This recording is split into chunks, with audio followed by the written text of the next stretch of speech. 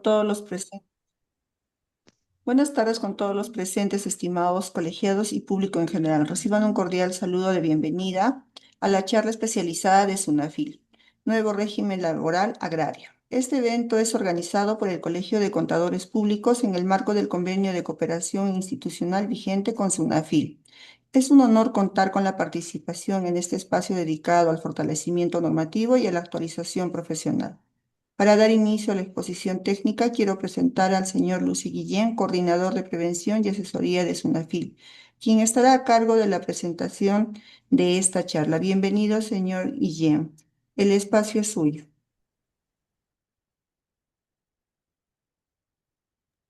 Muy bien, muchas gracias, Rocío. Muy buenas tardes con todos los presentes. Hoy día nuevamente tenemos el agrado de estar con el Colegio de Contadores Públicos de Arequipa para brindar esta capacitación referida a un tema muy importante que va a ser el nuevo régimen laboral agrario, tema que va a estar a cargo de nuestra especialista legal de la Intendencia Regional, doctora Kelly Cancino Roque, a quien tenemos el agrado de recibir. A los participantes, por favor, no se olviden, pueden dejarnos sus consultas, dudas e inquietudes en el chat para ser absueltas finalizando. Sin más, vamos a comenzar. Muy buenas tardes, doctora Kelly. Puede usted empezar. Gracias, Lucien, por la presentación. Por favor, ¿me confirman si se escucha?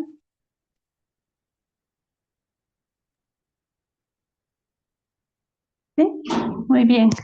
Gracias. Sí, muy buenas tardes con todos. Agradezco su participación a esta charla que brindamos.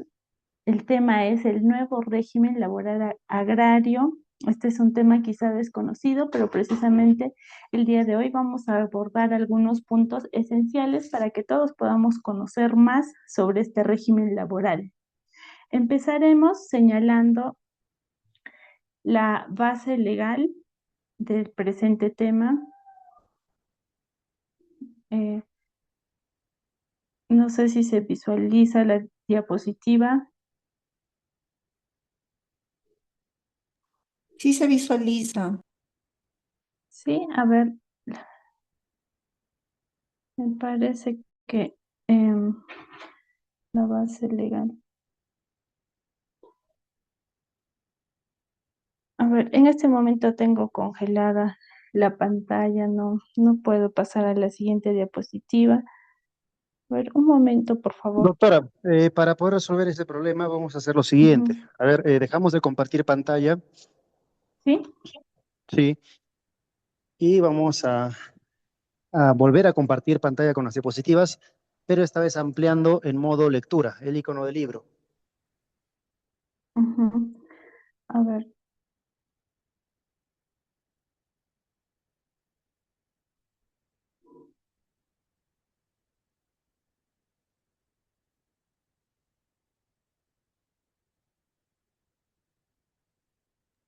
El tercer icono, sí, justamente ¿Sí? antes. Ajá, correcto. Ya está. A ver, ¿puede usted pasar a la Ya. siguiente? Así, ahora sí. Muchas Ya, gracias, ya está Lucía. pasando. Perfecto. Puede usted continuar. Sí. Continuamos con la presente charla. Señalamos que vamos a mencionar la normativa nacional, la base legal de este tema, la cual es la ley número 31087.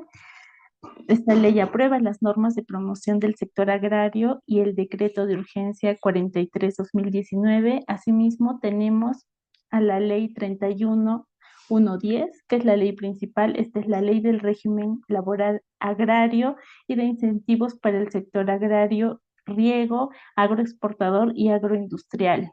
De otro lado, tenemos el reglamento de la ley 31110, el decreto supremo número 006/2021 TR. Por este decreto supremo se aprueba el reglamento de negociación colectiva y condiciones mínimas de este régimen laboral. Y finalmente tenemos la resolución ministerial número 200/2021 TR, por la cual se establecen criterios técnicos para determinar el tipo y número de aparatos sanitarios en los centros de trabajos del sector agrario y riego. Así, vamos a pasar a precisar desde cuándo se encuentra vigente esta ley 31110, que es la Ley del Régimen Laboral Agrario.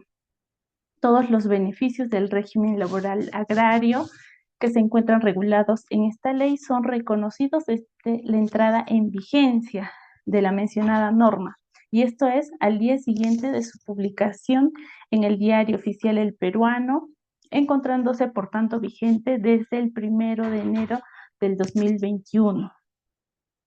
Ahora vamos a empezar señalando cuáles son esos trabajadores que pertenecen a este régimen laboral agrario. Son todas aquellas personas que trabajan para empleadores que desarrollan principalmente las siguientes actividades. Las personas, todas aquellas personas naturales o jurídicas que desarrollen cultivos o crianzas. Asimismo, las personas naturales o jurídicas que realicen actividad agroindustrial siempre que utilicen principalmente productos agropecuarios fuera de la provincia de Lima y la provincia constitucional del Callao. También son considerados aquellos productores agrarios, excluyendo aquellos organizados en asociaciones de productores, siempre y cuando cada asociado de manera individual no supere 5 hectáreas de producción. Y finalmente tenemos a todas aquellas personas naturales o jurídicas que desarrollen actividades agroindustriales del cultivo de palma aceitera y palmito. Como otro punto de la presente charla, tenemos a quiénes van a ser esas personas que están excluidas de este régimen laboral agrario. Son todas aquellas empresas que realizan actividades agroindustriales relacionadas con trigo, tabaco, semillas oleaginosas, aceites y cerveza. Asimismo, van a estar excluidos de este régimen laboral aquellos productores agrarios asociados bajo cualquier forma jurídica, tal como asociaciones, comités, cooperativas u otros afines, siempre y cuando de manera individual los asociados no superen de 5 hectáreas de producción. Asimismo, el personal que estará excluido de este régimen laboral son todos aquellos trabajadores de las áreas administrativas o de soporte técnico de las empresas. Ahora, ¿a qué nos referimos con el personal de áreas administrativas?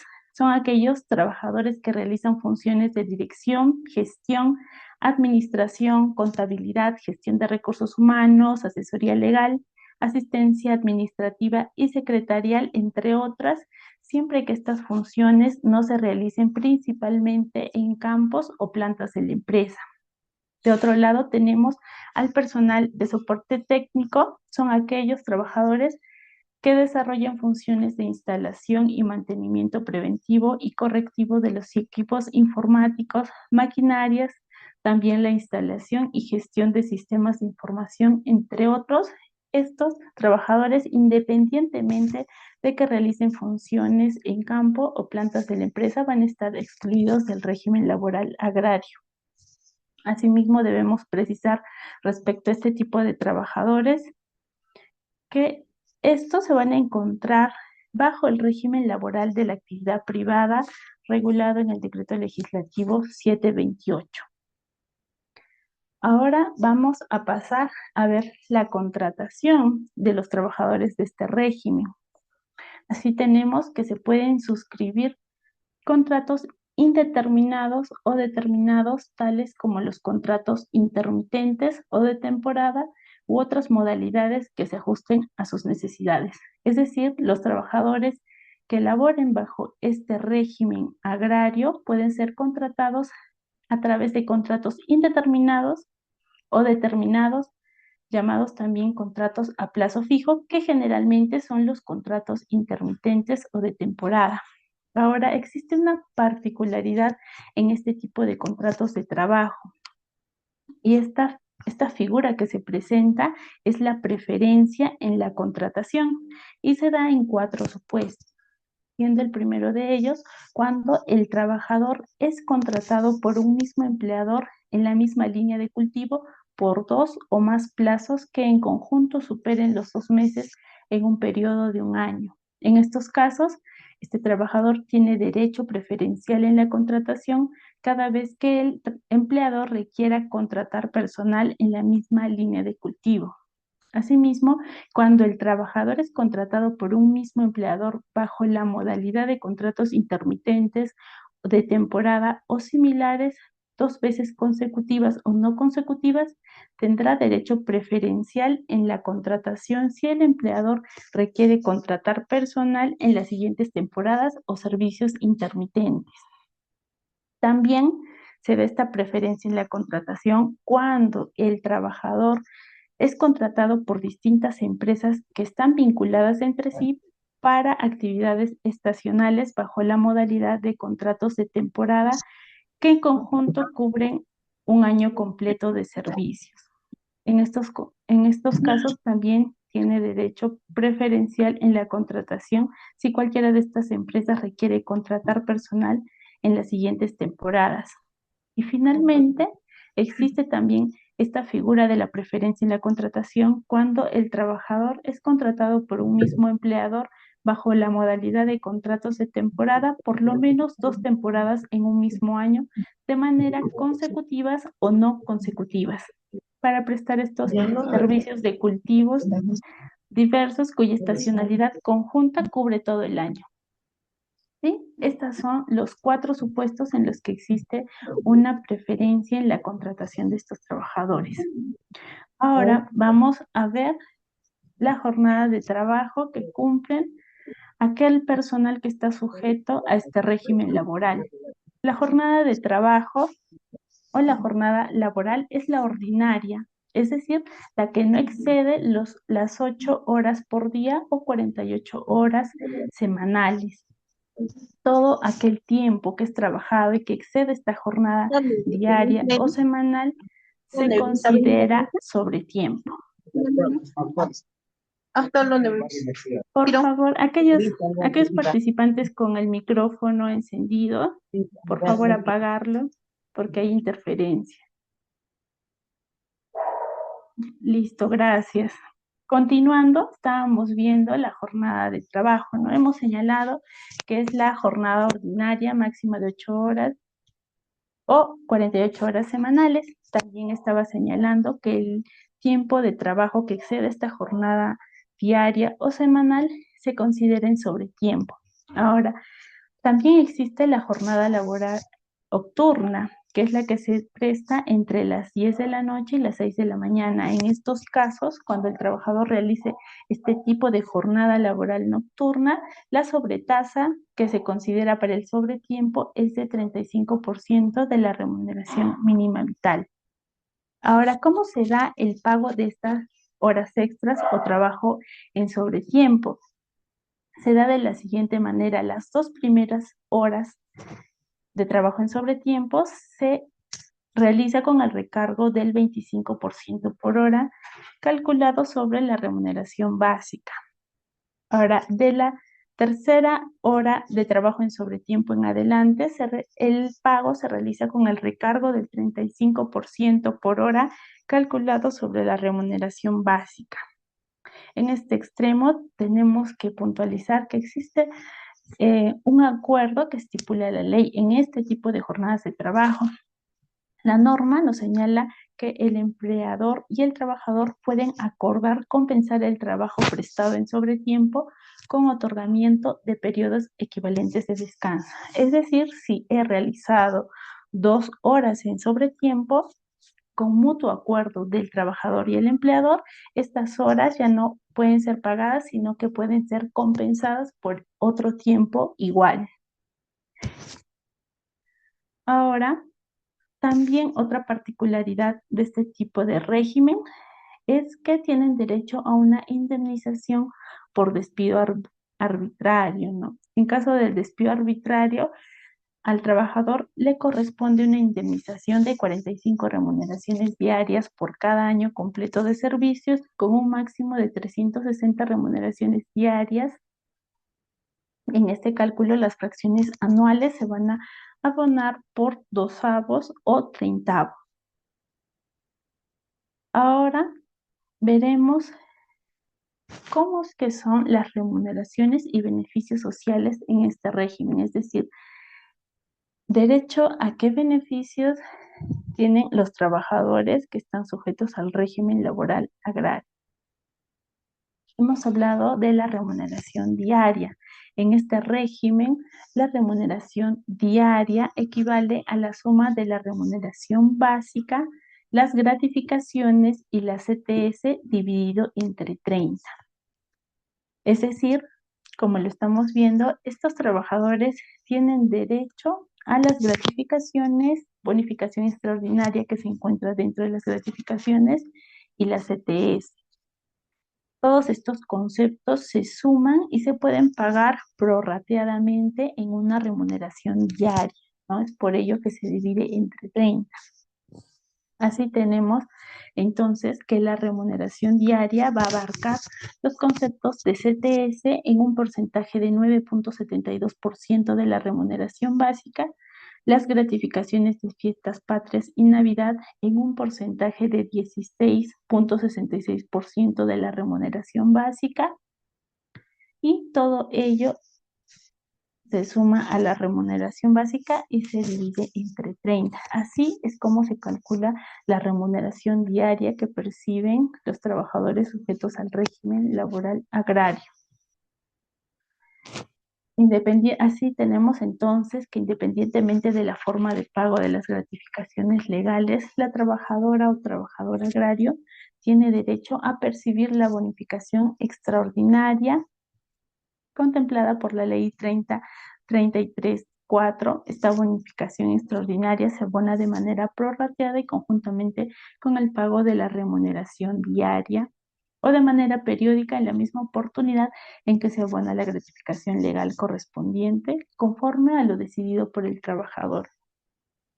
Entonces, de manera ilustrativa, como lo podemos visualizar en la diapositiva, tenemos que la remuneración diaria será equivalente a la remuneración básica más el porcentaje de las gratificaciones, que es el 16.66%, más el porcentaje que le corresponde por la compensación por tiempo de servicios, que es 9.72% entre 30. ¿Por qué? Porque esta remuneración se paga diariamente, ¿no?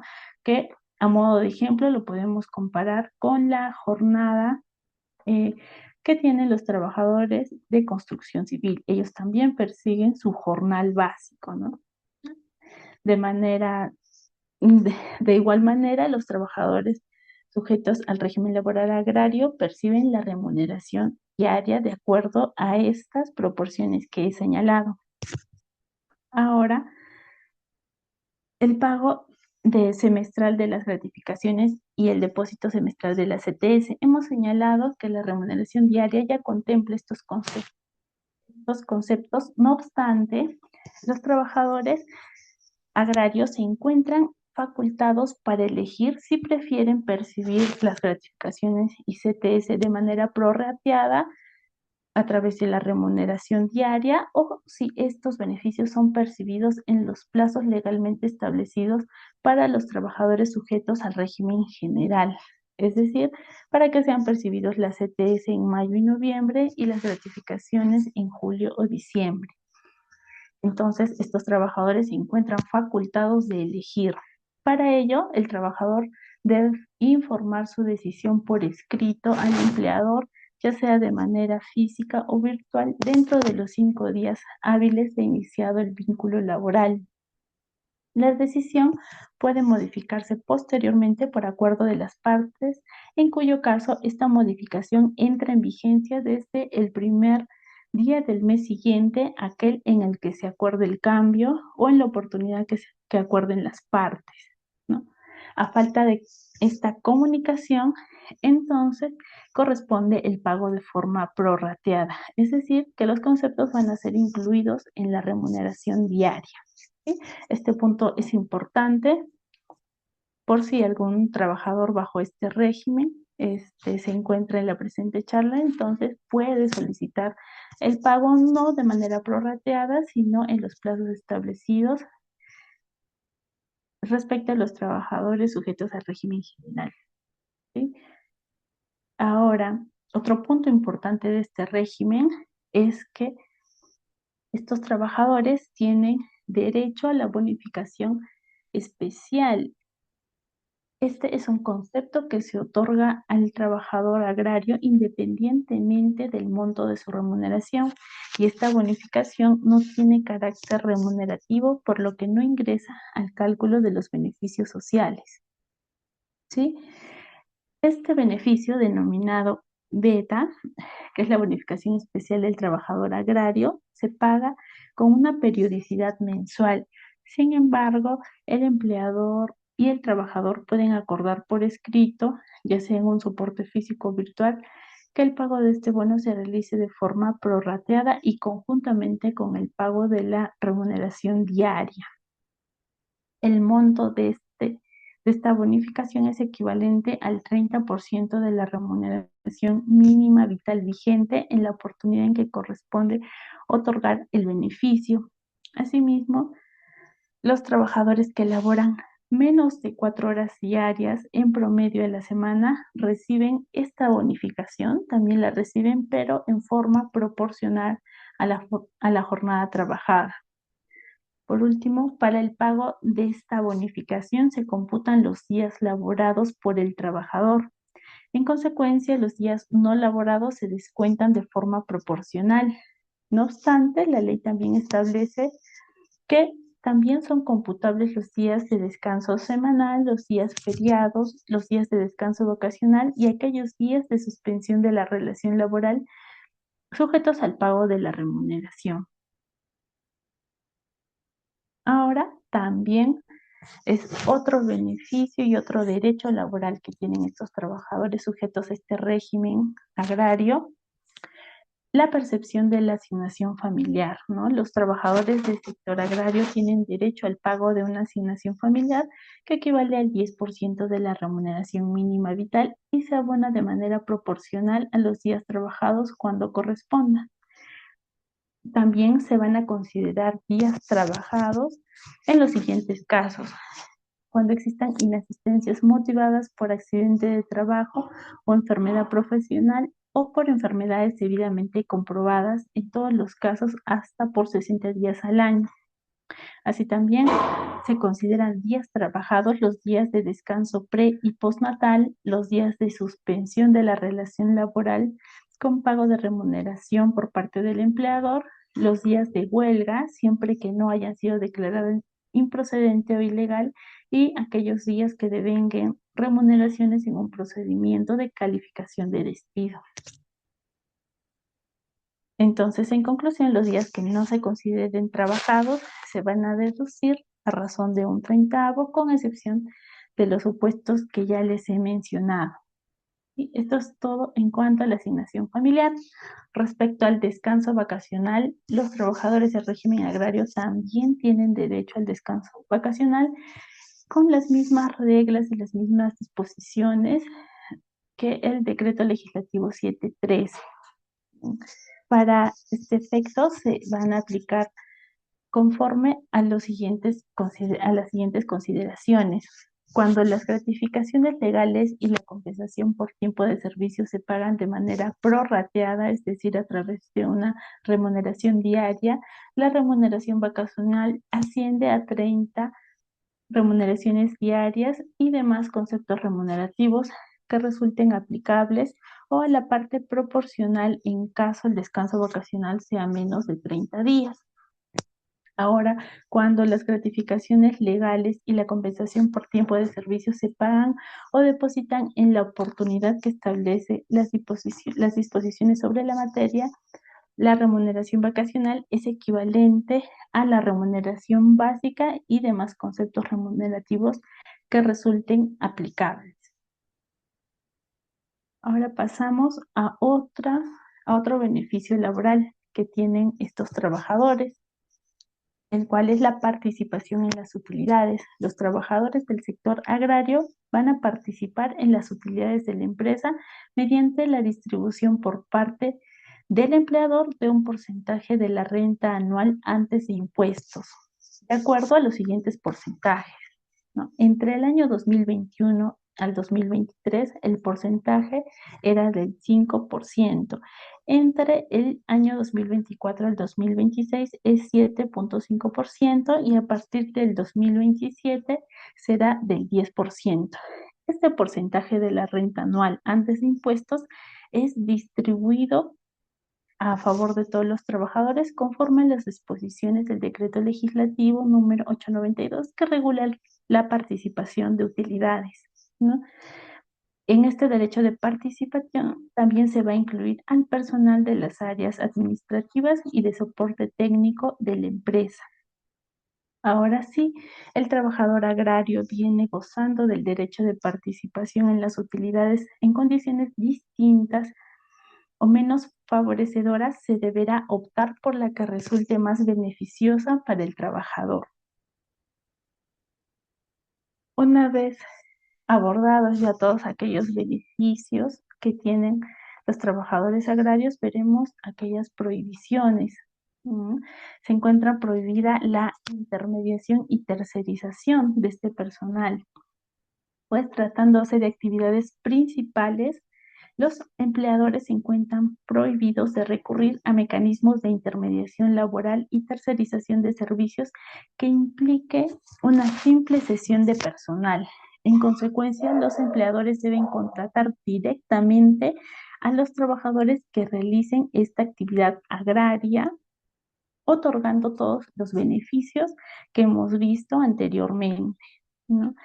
Solo queda exceptuada la intermediación laboral de servicios meramente temporales, la intermediación laboral de servicios complementarios, es decir, aquellos que no se encuentren vinculados a la actividad principal de la empresa, ¿no? Agroexportación, por ejemplo, y aquellas contrataciones de actividades especializadas, las cuales son actividades auxiliares y secundarias y que tampoco se encuentran vinculadas a la actividad principal. Así, esta norma prioriza la contratación del personal bajo este régimen, respetando todos los derechos del régimen laboral agrario. También existe una prohibición del trabajo infantil, pues la edad mínima para trabajar en las actividades comprendidas en la aplicación de esta ley, de la ley que regula el régimen laboral agrario, es de 18 años. Se prohíbe el trabajo de los niños, niñas y adolescentes en este tipo de actividades. De otro lado, también esta norma prevé condiciones de trabajo y de seguridad y salud en el trabajo. Es decir, que los empleadores que contraten a trabajadores bajo este régimen están obligados a garantizar las condiciones de trabajo dignas y seguras a favor de sus trabajadores en los siguientes aspectos, y esta ley es específica. Debe garantizar las condiciones mínimas de trabajo en el traslado de los trabajadores hacia los centros laborales, en los temas de alimentación, atención de emergencias, servicios higiénicos adecuados y lugares destinados a su disfrute. Todo ello cuando corresponda y de acuerdo a la ubicación de los centros laborales, a la duración de la jornada y a la imposibilidad de acceder a los referidos servicios, así como a la implementación de condiciones de salud e higiene adecuadas. A continuación vamos a tratar cada uno de estos aspectos de las condiciones mínimas que deben tener estos trabajadores. Así veremos primero las condiciones mínimas de trabajo respecto al traslado. En este caso, cuando no existe un servicio de transporte público para el traslado de los trabajadores al centro de labores y no es posible que estos se trasladen por sus propios medios, el empleador debe garantizar dicho traslado de forma directa o a través de terceros mediante el servicio de transporte terrestre especial de personas. En este punto, en ningún caso el traslado de los trabajadores puede efectuarse en camiones o vehículos de transporte de mercancía o en general en cualquier vehículo que no ha sido construido para el transporte de personas. Es decir, que el empleador va a garantizar que el traslado de los trabajadores se realice en condiciones de seguridad y respetando la cantidad máxima de personas que pueden trasladarse en el vehículo según la cantidad de asientos fijos del vehículo. Ahora, respecto a las condiciones mínimas de seguridad respecto a la alimentación, cuando el empleador proporciona a los trabajadores la alimentación principal, ya sea el desayuno, almuerzo o refrigerio, o ya sea la cena, el empleador debe habilitar un comedor a fin de que el consumo de los alimentos se realice con condiciones adecuadas y seguras. Para ello, la normativa establece que las características del comedor deben ser las siguientes. Este puede ser permanente o temporal y debe proteger al trabajador de las condiciones climáticas adversas. También debe estar delimitado, identificado y contar con las condiciones mínimas de higiene, iluminación y ventilación. Asimismo, debe contar con mesas o tableros adecuadamente cubiertos. También debe tener sillas o bancas y agua limpia para el aseo de manos y rostro antes de la ingesta de alimentos. También debe ubicarse lo suficientemente alejado de las áreas donde se apliquen los productos agroquímicos o donde se almacenen productos peligrosos a fin de evitar la contaminación de los alimentos. Estos alimentos que consumen y que se los da el empleador deben ser proporcionados como una condición de trabajo y deben ser adecuados en función a la actividad que realizan los trabajadores. Para ello, y para la clasificación de estos alimentos se toma en cuenta también los documentos técnicos emitidos por el Centro Nacional de Alimentación y Nutrición. Finalmente, en este punto, en ningún caso el trabajador puede consumir sus alimentos durante la ejecución de sus labores y ni tampoco durante el horario de refrigerio. Durante el horario de refrigerio no se puede consumir estos alimentos en los lugares de trabajo.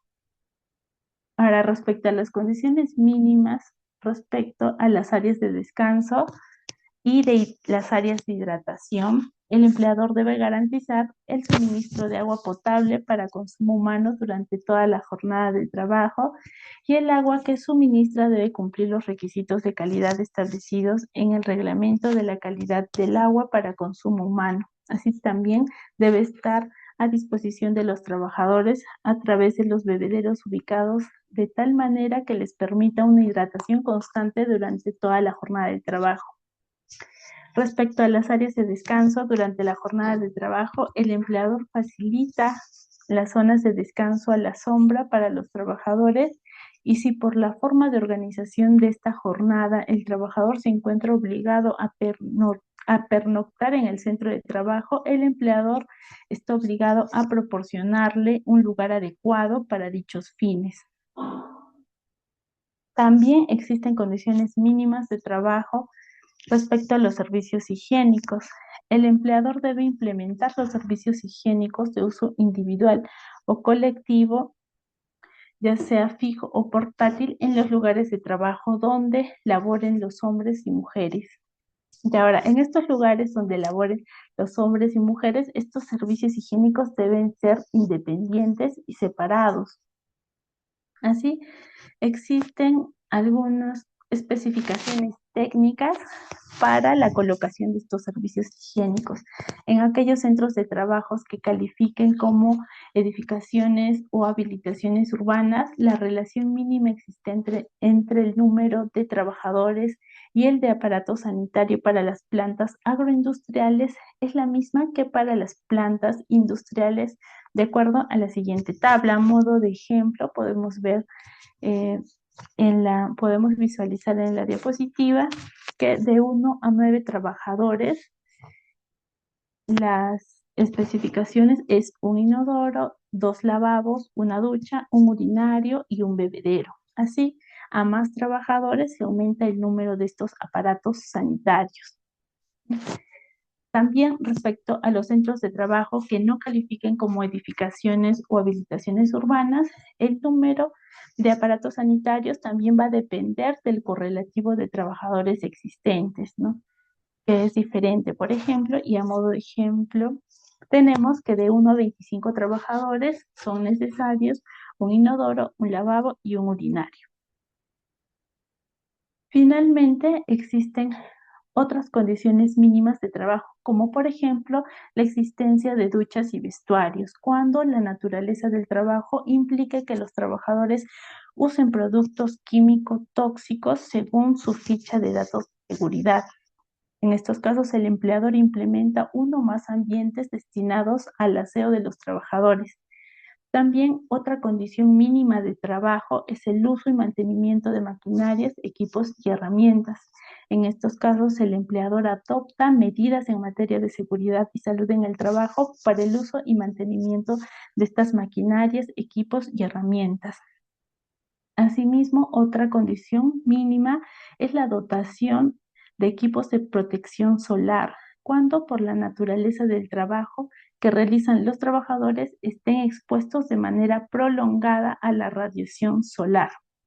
Y finalmente, también una condición mínima de trabajo en este régimen laboral es la dotación de equipos de protección de personal. El empleador, luego de cumplir con la jerarquía de controles, a efectos de eliminar o reducir los riesgos presentados en las labores que realizan estos trabajadores, otorga los equipos de protección de personal necesarios según la función que estos trabajadores realizan. De otro lado, tenemos que los trabajadores en el régimen laboral agrario también tienen derechos colectivos, tienen derecho a la negociación colectiva y en particular en ámbitos superiores a la empresa. Al afrontar los trabajadores agrarios y de la agroexportación dificultades para ejercer este derecho de manera efectiva por la discontinuidad y estacionalidad de las actividades. Tenemos que tener presente que constituye infracción muy grave el hecho que los empleadores obstaculicen, coaccionen, hostilicen o impidan el libre ejercicio de estos derechos de sindicalización, huelga y negociación colectiva de los trabajadores. La vigilancia y el cumplimiento de esta normativa se encuentra a cargo de SUNAFIL. Asimismo, tenemos como parte de los derechos colectivos el fuero sindical, ¿no? Esto quiere decir que el fuero sindical va a garantizar a determinados trabajadores a no ser despedidos ni trasladados a otros establecimientos de la misma empresa sin una causa justa debidamente demostrada. Así, el fuero sindical comprende a la totalidad de miembros de los sindicatos en formación desde la presentación de la solicitud de registro y hasta 3 meses después de su registro. Aquellos miembros de la comisión negociadora de un pliego petitorio hasta 3 meses después de concluido el procedimiento de negociación colectiva y también aquellos demás supuestos previstos por la normativa especial de la materia, ¿no? Que es la Ley de Relaciones Colectivas de Trabajo. Ahora las partes pueden pactar mediante un convenio colectivo un mayor periodo de protección del fuero sindical para los trabajadores y un mayor número de trabajadores amparados por el fuero sindical por su sola condición de afiliados a una organización sindical o por ser integrante de la comisión negociadora. Esto es en cuanto a los derechos colectivos. Ahora veremos a cuáles son aquellos derechos relacionados a la seguridad social en salud y pensiones. Los derechos relacionados a la seguridad social en salud, los trabajadores del sector agrario y sus derechohabientes son asegurados obligatorios de salud. El aporte mensual al Seguro Social de Salud estará a cargo del empleador y se dará conforme a lo siguiente. Aquellas empresas que en el año fiscal previo hubieran declarado 100 o más trabajadores o ventas mayores a 1.700 UITs, se aplicará la siguiente tasa sobre la remuneración básica, es del 9%. Sin embargo, en las empresas que al año anterior hubieran declarado menos de 100 trabajadores de ventas menores a 1.700 UITs, aplica la tasa del 7%. Ahora,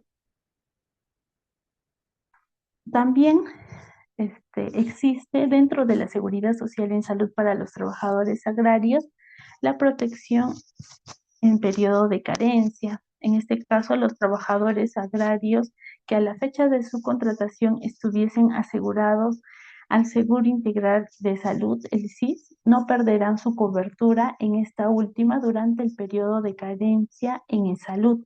Asimismo, podrán recobrar de modo automático su afiliación al SIS en la oportunidad en que su contrato de trabajo y el periodo de latencia en salud culmine, es decir, no se van a ver afectados.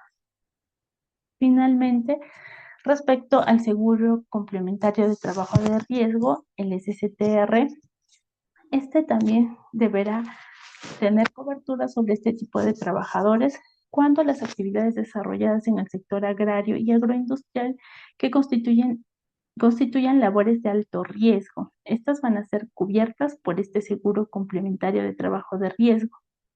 Asimismo, este seguro otorga una cobertura adicional a las labores que realizan los trabajadores en el sector agrario. Finalmente, es el Ministerio de Salud quien determina cuáles son las labores que constituyen de alto riesgo. Con ello estamos culminando todos los puntos importantes respecto a este régimen laboral agrario y pasaremos a ver los aspectos sancionadores, ¿sí? Es decir, qué infracciones se pueden cometer ante el incumplimiento de esta normativa, las cuales están debidamente establecidas en el reglamento de la Ley General de Inspección del Trabajo.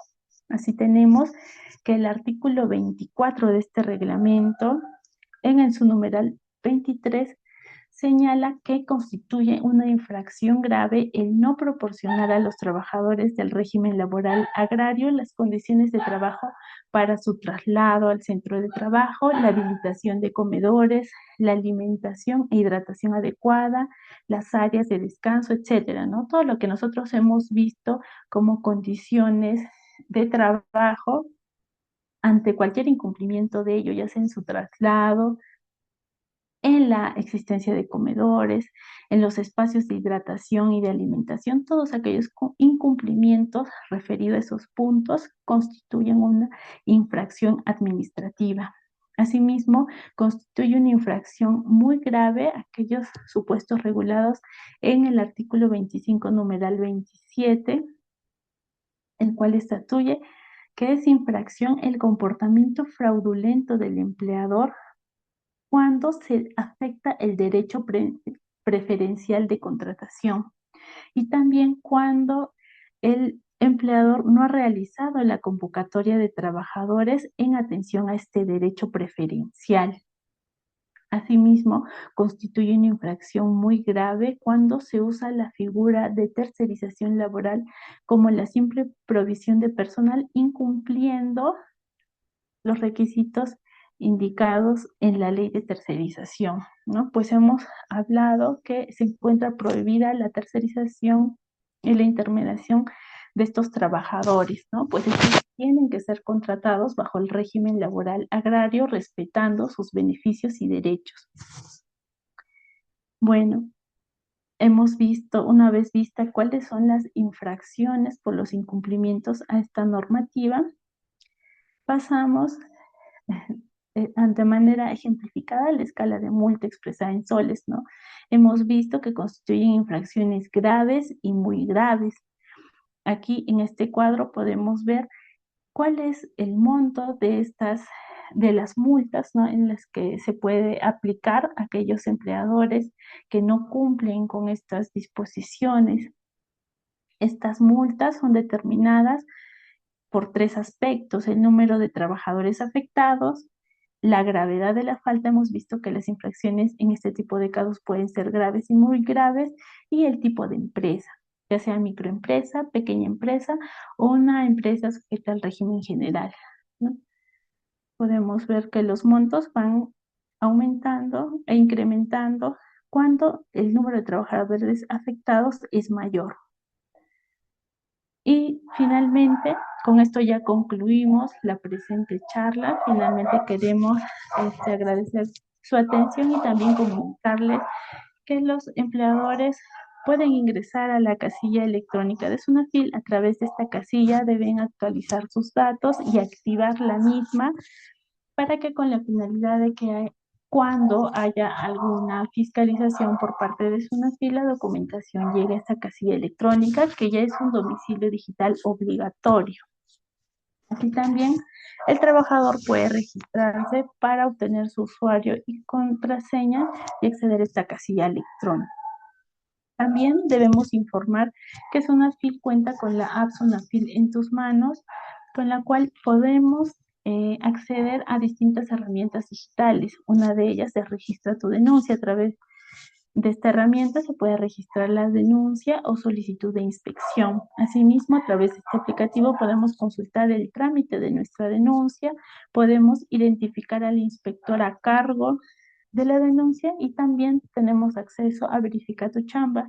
A través de esta herramienta digital, el trabajador podrá corroborar, podrá cotejar si se encuentra o no debidamente inscrito en la planilla electrónica.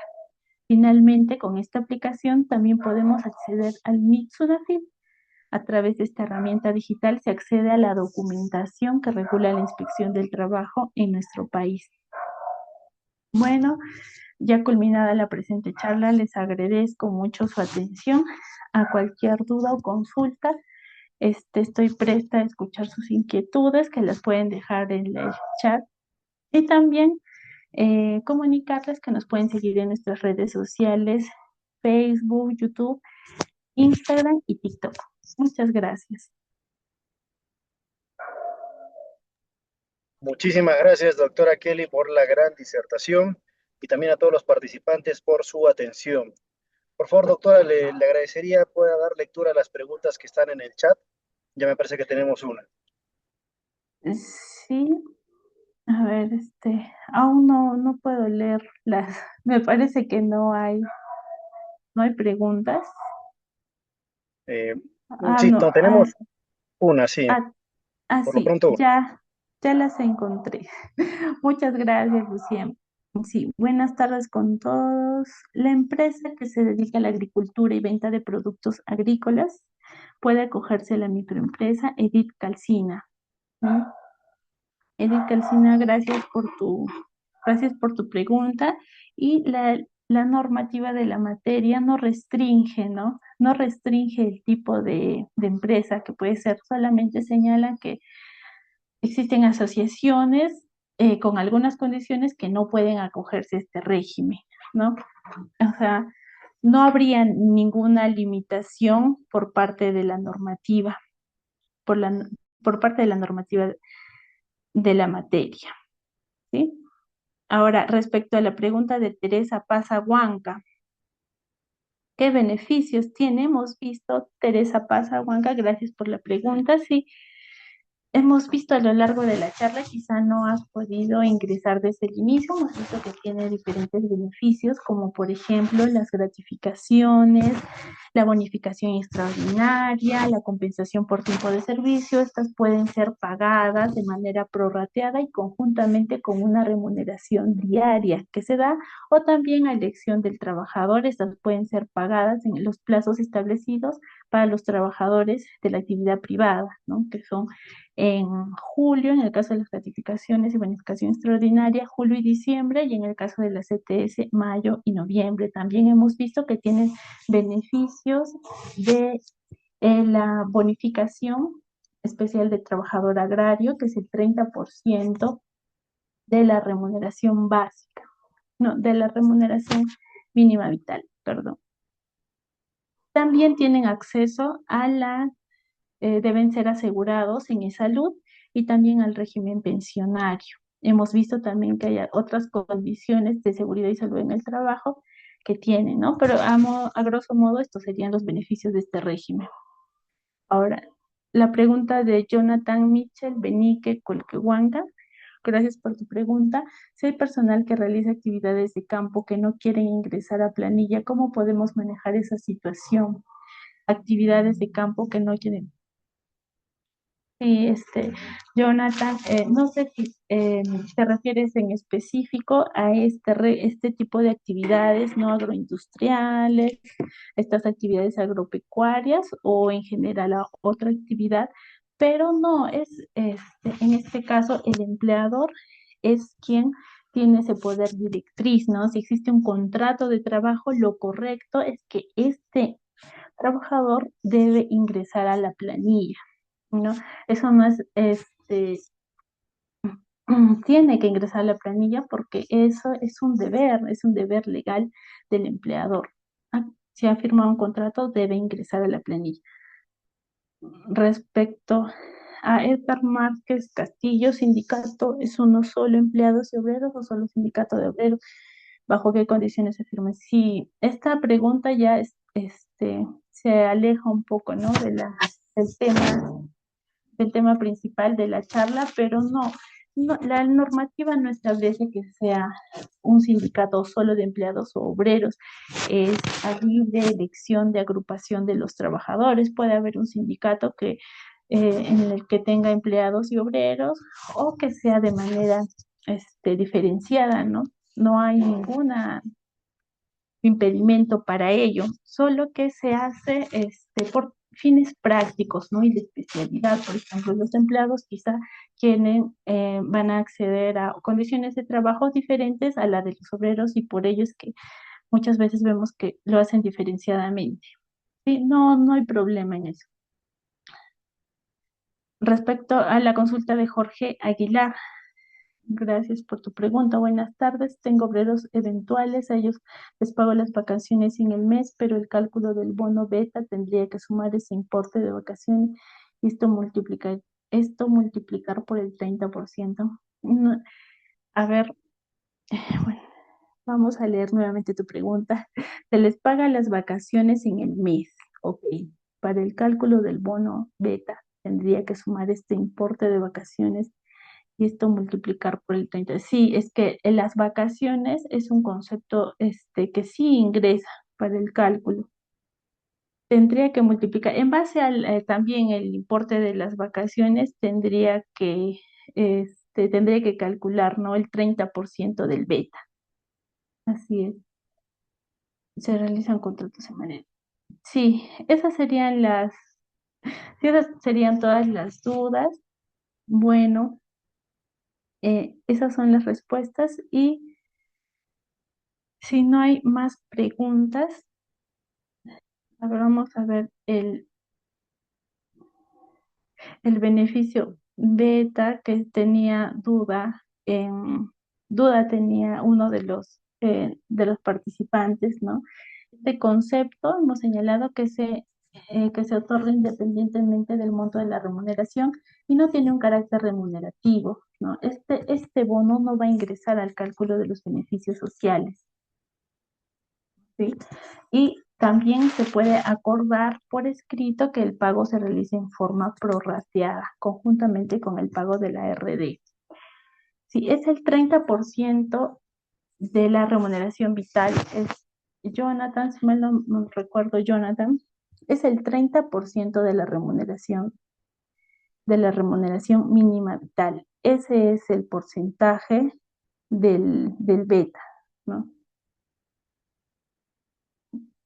Ya, esa era tu pregunta. ¿Para el cálculo tendría que sumar este importe de vacaciones? No, miren, es que depende. En la liquidación de beneficios sociales, cuando ya deja de elaborar, entonces allí sí se calculan los beneficios, se calculan todos los beneficios conforme a la remuneración básica, ¿cierto? Y también se pueden sumar otros conceptos remunerativos como la asignación familiar. Sin embargo, aquí la normativa establece que el beta es solo el 30% de la remuneración mínima vital vigente, ¿no? O sea, eso no va a incluir,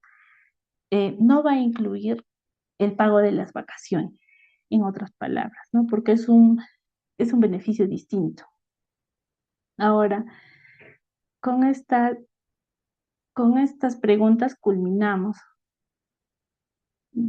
Eimer Melo Ceballos, parece que es la última persona que ha escrito. Buenas tardes, ¿se podría solicitar un certificado de la capacitación o solo es informativo?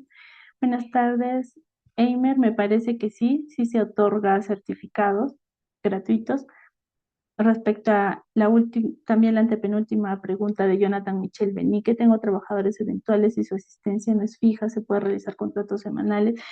Mire, para ello, la normativa establece un tipo de contrato de trabajo. Si son trabajadores eventuales, pero estas labores se realizan con periodicidad, es decir, cada cierto tiempo se realizan, se puede celebrar un contrato de naturaleza intermitente, ¿no? Y se podría fijar un contrato intermitente cuando existen labores que se realicen con cierta periodicidad, no fijas, no continuas, pero si se realizan con cierta periodicidad, se puede celebrar un contrato intermitente. ¿Sí? Bueno, estas son todas las preguntas y les agradezco su atención, que se hayan podido quedar hasta ahora, hasta el final de la presente charla. Y bueno, ha sido un gusto. Hasta una próxima oportunidad. Muy buenas tardes con cada uno de ustedes. Muy buenas tardes, doctora Kelly, y muchísimas gracias por su gran ponencia y también por la absolución de las consultas.